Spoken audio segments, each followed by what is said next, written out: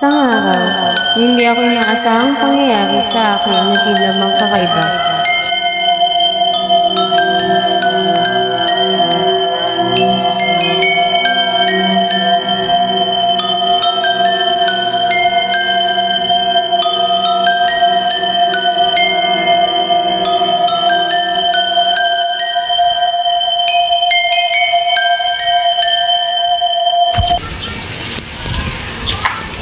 Pare.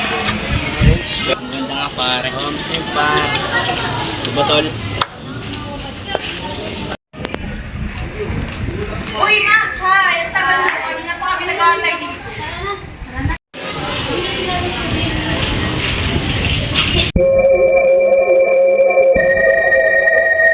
Mas mo na ako, tol.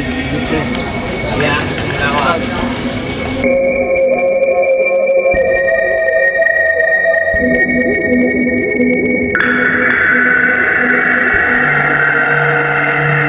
Ang stalker ay isang lubhang paglabag sa privacy at seguridad ng isang tao. Sa bawat hakbang ng isang stalker, ang biktima ay nahihirapan at nababahala. Ito ay isang bagay na hindi dapat binabalewala at kailangan ng agarang aksyonan.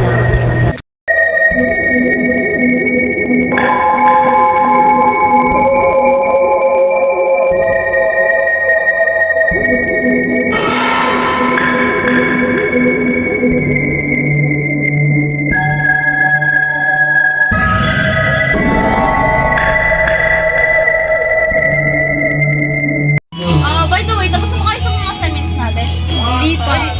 Ikaw? Actually, hindi pa. Sa AP na natatapusin ko. Mas kaya sana? Hindi pa. Meron ba doon? Oo, nag-send sila kanina. Patiin nga ako. Yan ba yan? Hindi. Dapat din nating bantayan ang ating online presence at ilimit ang pampublikong impormasyon sa social media. Teka, alas 4 na pala. Uwi na ako mga te kasi nahanap na ako yan. Sige, ingat ka. Bye-bye.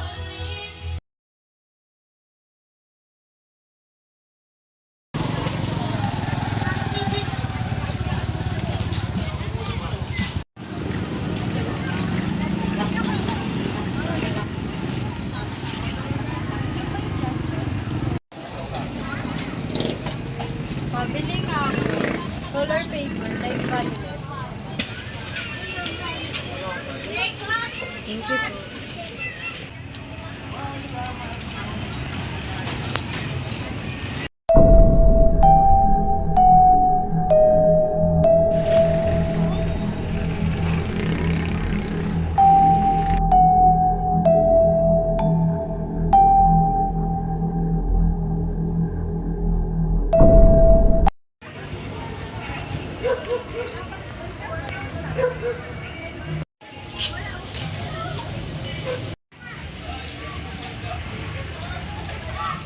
Hi!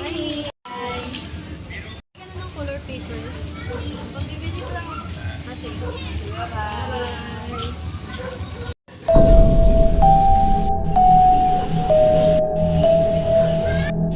Teka, ikaw yung Jasper? Hindi po ko yun. Anong hindi? Ba't may ganito? Hindi ko po alam yun. Sino po sinasabi nyo? April! Bakit? Ito yung Jasper mo? Ha? Sino yung Jasper? Tsaka sino ka ba? Ikaw pala yung sino? Ha? Ikaw pala yung Jasper. Anong kailangan mo sa akin? Sabi niyo hindi ako si... Ng pera. Hindi nga ako si Jasper. Uli-uli! Hindi nga ako si Jasper.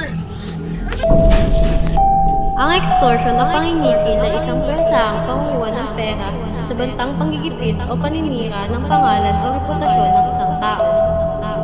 Kung naharap ka sa stalking, mahalaga na lumapit sa mga otoridad ng pulisya at kumuha ng tulong mula sa mga organisasyon na tumutulong sa mga biktima ng stalking para sa legal na proteksyon at suporta.